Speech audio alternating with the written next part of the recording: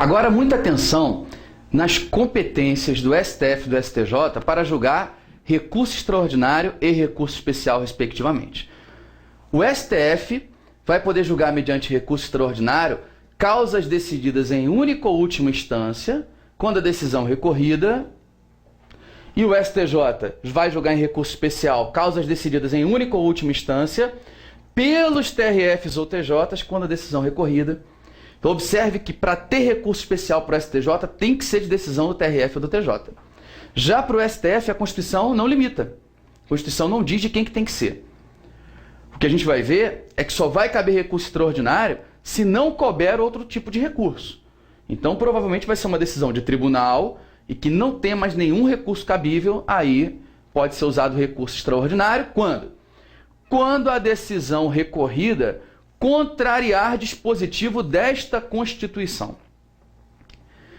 Se a decisão recorrida contraria a Constituição Federal, a pessoa pode levar um recurso extraordinário para o STF, que vai atuar como guardião da Constituição, fazendo esse controle de constitucionalidade, verificando se essa decisão está ou não compatível com a nossa Constituição.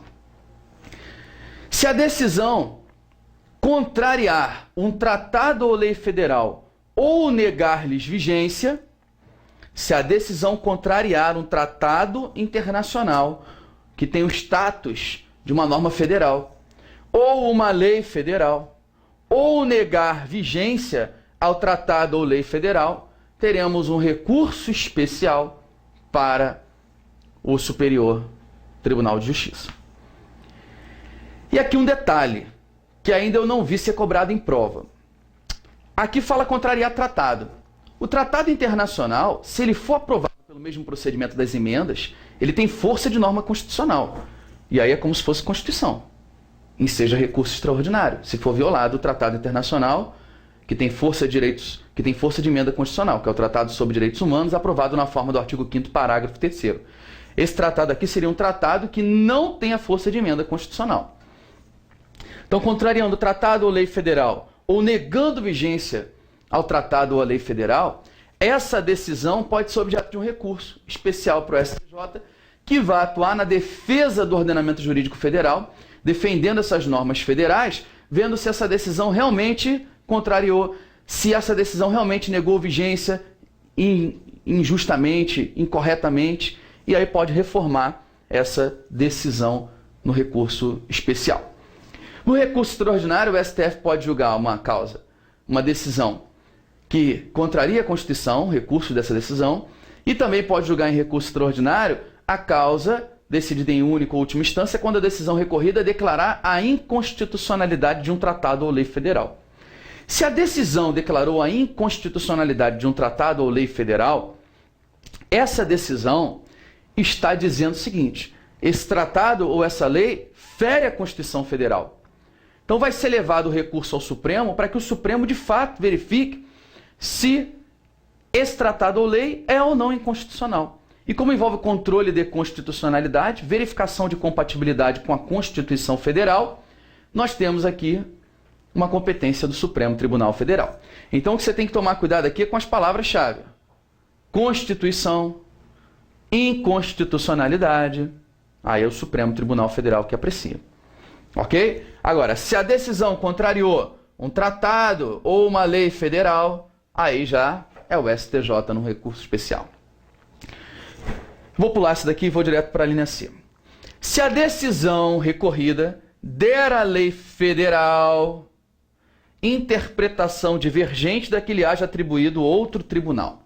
Isso aqui é o que a gente chama de dissídio jurisprudencial.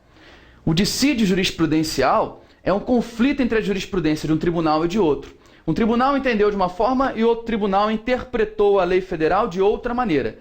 Teve essa divergência. Pode ter um recurso especial para o STJ, e aí o STJ vai uniformizar a interpretação da lei federal. Uniformizar a interpretação da lei federal, quando houver dissídio jurisprudencial, é competência do STJ em recurso especial. Ok? Dissídio jurisprudencial, recurso especial. E Nós temos uma situação aqui interessante, que é quando a decisão julgou válida lei ou ato de governo local contestado em face desta Constituição.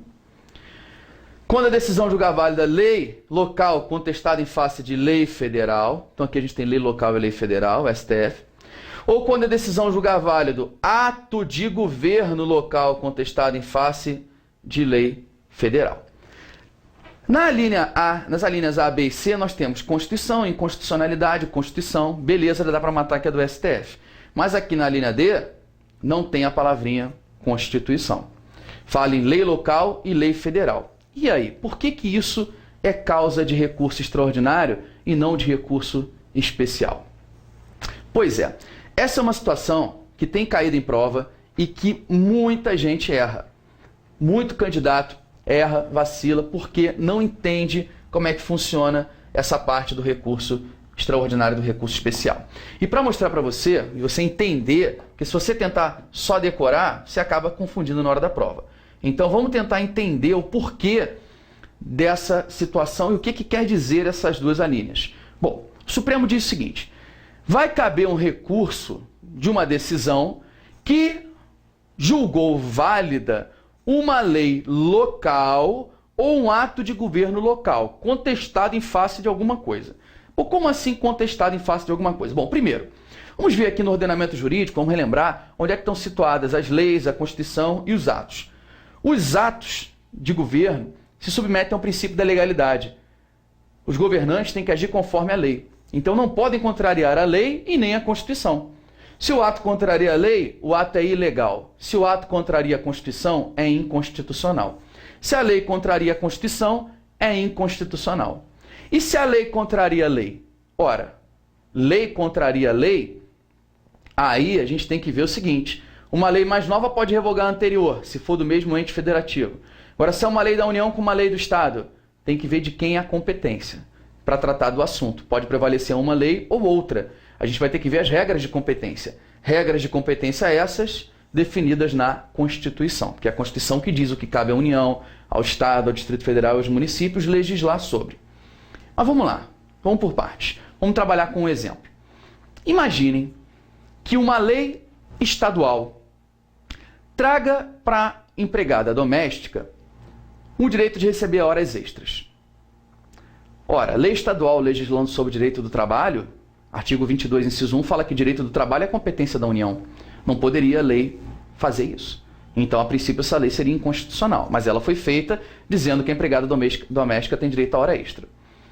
O patrão não pagou a empregada doméstica as horas extras e a empregada doméstica foi à justiça. Por exemplo, a empregada doméstica foi à Justiça do Trabalho, entrou a empregada doméstica contra o patrão na Justiça do Trabalho, com essa reclamação trabalhista, pedindo o pagamento das horas extras. Horas extras. O juiz do trabalho, ao apreciar a questão, entendeu que a lei era inconstitucional e que ela não teria direito à hora extra. Só que ela recorreu. Recorreu, e vamos considerar que ela chegou até o Tribunal Superior do Trabalho, o órgão máximo da Justiça do Trabalho, e o Tribunal Superior do Trabalho disse que essa lei é válida, que essa lei é constitucional. Olha o que está acontecendo aqui. A decisão do TST julgou válida a lei local, que é uma lei estadual, distrital ou municipal, é lei local, que estava sendo contestada em face da Constituição. Qual era a contestação? O patrão estava alegando: olha, essa lei é inconstitucional. Essa lei local, essa lei estadual, fere a Constituição Federal, que diz que é competência da União legislar sobre o direito do trabalho. E a decisão do TST julgou válida, julgou constitucional a lei local contestada em face da Constituição. Então, se ele julgou válida lei local contestada em face da Constituição Federal, quem é o guardião da Constituição Federal? Quem pode apreciar se realmente essa lei é constitucional ou se é inconstitucional? Aí é um caso de defesa da Constituição e, portanto, vamos ter um recurso extraordinário para o Supremo Tribunal Federal. Se ao invés de lei aqui fosse um ato, ora, um ato de governo que foi julgado válido, contestado em face da Constituição, a mesma coisa. Se é em face da Constituição, quem pode ver se esse ato de governo é ou não inconstitucional? É o STF no recurso extraordinário. Ok? Agora, se nós temos uma situação de uma decisão que julgou válida uma lei local ou um ato de governo local contestado em face de uma lei federal. Como é que fica essa história? Observe o seguinte. Teve um conflito entre o ato de governo local e uma lei federal. E a decisão julgou válido o ato de governo. Há risco dessa lei, há risco dessa decisão está ofendendo a Constituição? O conflito foi entre o ato e a lei, e a decisão julgou válido o ato. Se alguém recorre, é porque entende que deveria ser válida a lei. Então a discussão é de legalidade ou não desse ato em face daquela lei. A discussão é se o ato é ou não válido diante da lei e não diante da Constituição. Então não envolve o controle de constitucionalidade. Envolve apenas o exame do ato e da lei. Como não envolve controle de constitucionalidade, mas tão somente controle de legalidade desse ato, só podemos falar em recurso especial para o STJ. Então é o caso de RESP, recurso especial para o STJ, porque é controle de legalidade, não envolve a Constituição. Agora, e se a decisão julgou válida lei local contestada em face de lei federal? Em relação às leis, lei local contestada em face de lei federal. Lei local aqui, uma lei estadual, distrital ou municipal, em conflito com a lei federal, a decisão julgou válida a lei local contestada em face de lei federal. No conflito entre lei local e lei federal, a ofensa seria a lei federal se a decisão julga válida a lei local? A possível ofensa questionada, porque a decisão julgou válida a lei local contestada em face de lei federal. Eu quero recorrer porque eu não concordei com essa decisão, porque eu entendo que deveria ser válida a lei federal. Se a lei federal ou lei local é que vai ter que ser válida, é por quê? Porque uma está acima da outra? Não. Não existe hierarquia entre elas. O que existe entre União, Estado, Distrito Federal e municípios é uma repartição de competências. Repartição de competências essa feita na Constituição. É a Constituição que vai dizer se a matéria deveria ser tratada pela lei local ou pela lei federal. Então, se a decisão julga válida a lei local contestada em face de lei federal, indiretamente está dizendo que a lei federal é inválida em relação à Constituição. Então, nesse caso, envolve o controle de constitucionalidade. Porque você vai levar para o Supremo uma questão, e vai ter que ser o Supremo, porque é controle de constitucionalidade, recurso extraordinário para o STF, para que o Supremo verifique qual das duas é válida de acordo com a Constituição. Qual das duas está de acordo com a Constituição. Então não é a verificação de uma em relação à outra, mas das duas em relação à Constituição Federal. Por isso que quando é conflito de lei com lei, como não há hierarquia, não é controle de legalidade, é controle de constitucionalidade. Essa competência do STF para julgar em recurso extraordinário. Essa decisão que julgou válida lei local contestada em face de lei federal foi transferida para o STF, essa competência, com a emenda 45 de 2004, porque antes era recurso especial para o STJ. Mas o legislador constituinte percebeu um erro, viu que nesse caso de lei com lei não se trata de hierarquia, não se trata de controle de legalidade, mas sim de controle de constitucionalidade, cabendo, portanto, ao STF a decisão. Ok? Então é isso. A gente tem aqui, então, no recurso extraordinário, a decisão que julgou válida lei ou ato de governo local contestado em face desta Constituição, falou em Constituição, STF. Agora, a decisão que julgou válida lei local contestada em face de lei federal, lei com lei, STF, que é controle de constitucionalidade.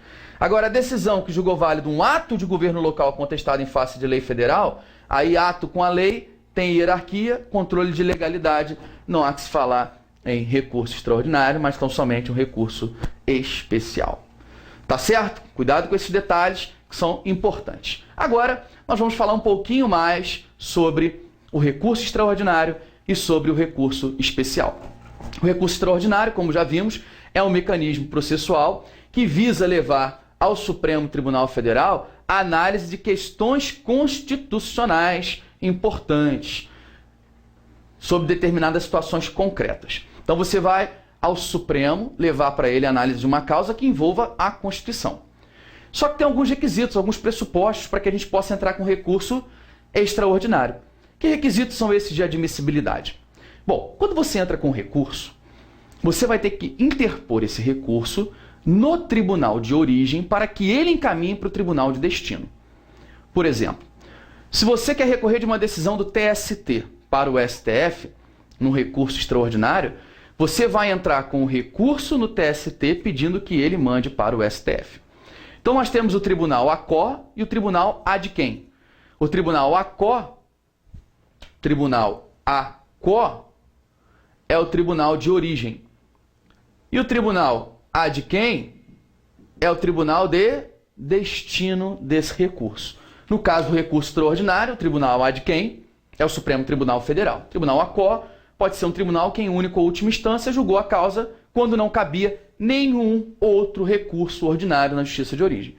Então, para caber o recurso extraordinário, não pode caber mais nenhum recurso ordinário perante aquele tribunal ACO. Se não cabe nenhum recurso comum, nenhum recurso ordinário, aí eu posso partir para o recurso extraordinário.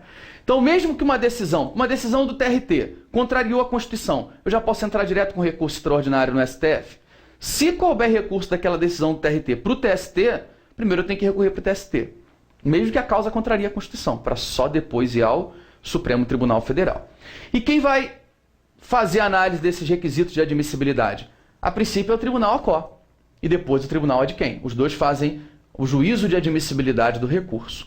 Nesse juízo de admissibilidade na justiça de origem, se você interpõe um recurso extraordinário, a justiça de origem vê que cabe outro tipo de recurso, vai indeferir o recurso extraordinário. Tem que ter um pré-questionamento. O que é o pré-questionamento que está definido na súmula 282 e na súmula 356 do Supremo Tribunal Federal? A questão objeto do recurso extraordinário tem de ter sido ventilada no acórdão recorrido. Ih, Rodrigo, o que é acórdão? O que é isso? Ventilada? Pré-questionamento? É o seguinte, o acórdão é a decisão de um tribunal, tem o nome de acórdão. No acórdão recorrido, você está recorrendo de uma decisão de um tribunal, nesse acórdão recorrido, tem de ter sido, o tribunal tem que ter se manifestado, tem que ter tido a manifestação expressa do tribunal sobre aquela questão constitucional objeto do recurso. Por exemplo, você está alegando que o Tribunal Superior do Trabalho julgou válida uma lei local contestada em face da Constituição, mas que deveria prevalecer a Constituição. Então, no acórdão do TST, ele tem que se manifestar sobre essa situação. Ele tem que dizer, embora o autor tenha questionado que a lei local fere a Constituição Federal, entendemos que não fere por causa disso.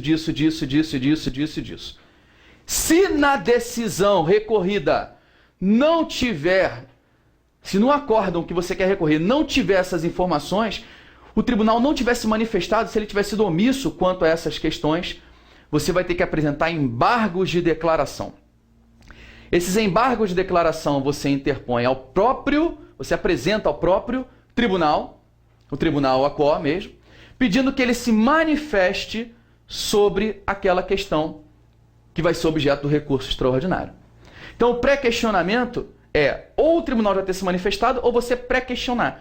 Você questionar a ele essa ofensa à Constituição, esse fato de julgar válida a lei local contestada em face da Constituição, e aí ele vai se manifestar. Quando você levar o recurso extraordinário para o Supremo Tribunal Federal, o Supremo ele não vai entrar nos fatos do processo. Ele vai analisar esse acórdão do TST.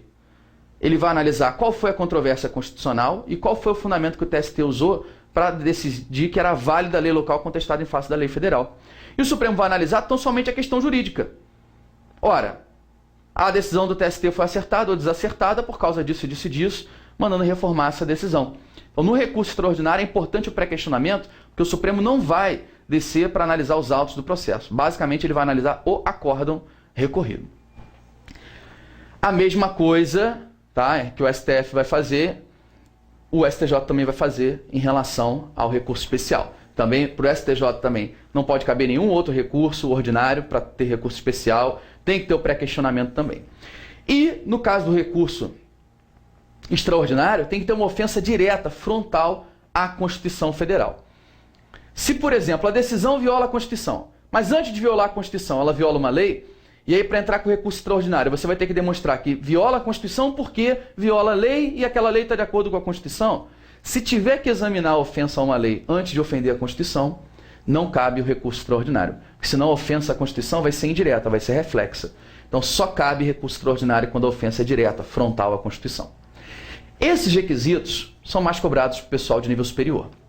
Agora, um requisito que é essencial, e esse só vai ser apreciado pelo Tribunal ad quem, que é o Supremo Tribunal Federal, é a repercussão geral.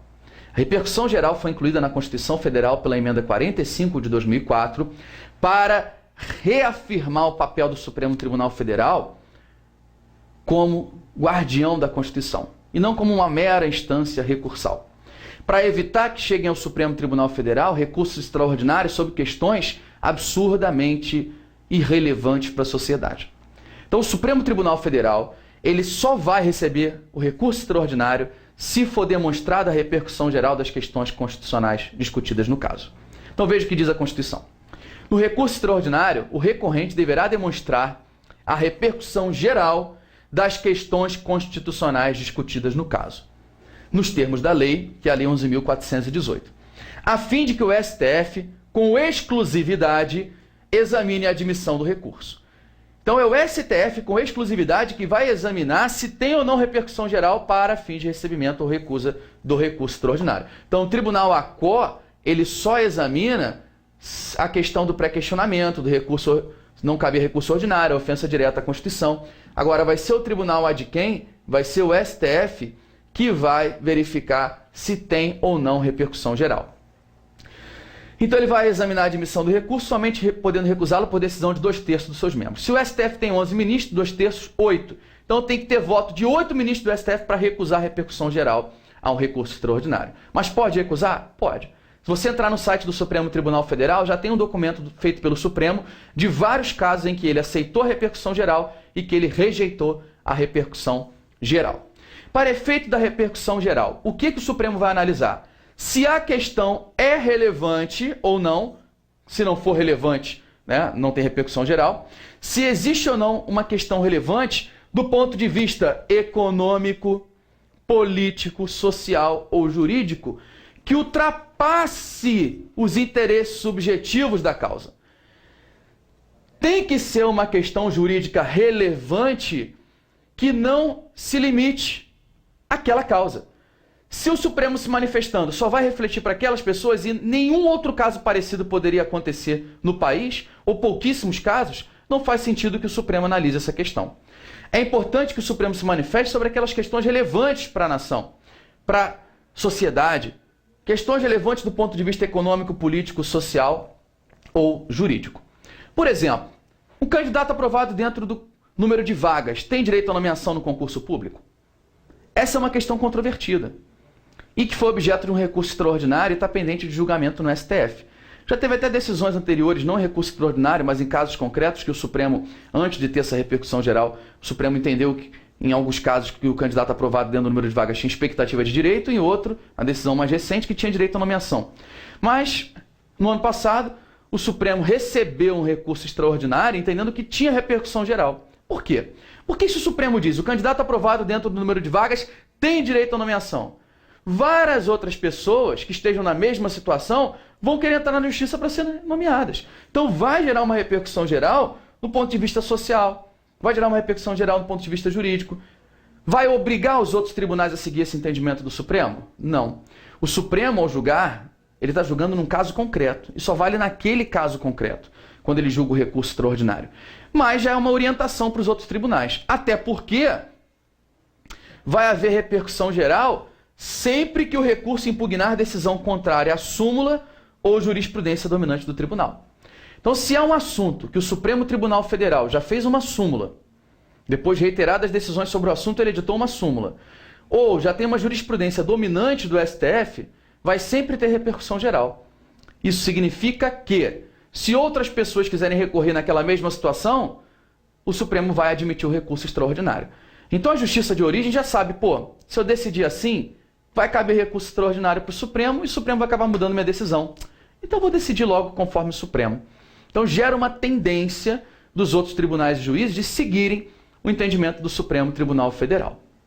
Ok? Então recurso extraordinário tem que ter repercussão geral. E para ser recusado por falta de repercussão geral, decisão de maioria qualificada de 2/3 do STF, 8 ministros. No caso do recurso especial, tem que ter também descabimento de recurso ordinário, pré-questionamento, ofensa direta à lei federal ou tratado internacional. Não tem que ter repercussão geral, não precisa, tá? Algumas súmulas importantes em relação ao recurso especial. A divergência entre julgados do mesmo tribunal não enseja recurso especial.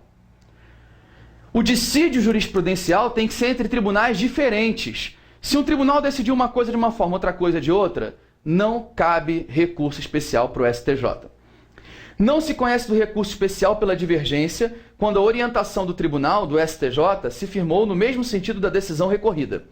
Ou seja, teve divergência entre tribunais, mas a decisão que você teve, que você não concordou, está no mesmo sentido da decisão do STJ.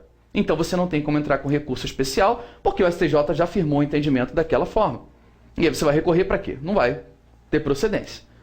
Não cabe recurso especial contra a decisão proferida por órgão de segundo grau dos juizados especiais. Só cabe recurso especial de decisão do TJ ou do TRF. Juizado especial, não tem como ter recurso especial para o STJ. Ok? Muito bem. Então, essas foram as competências do STF e do STJ. Competências originárias, recursais, recurso ordinário, recurso extraordinário.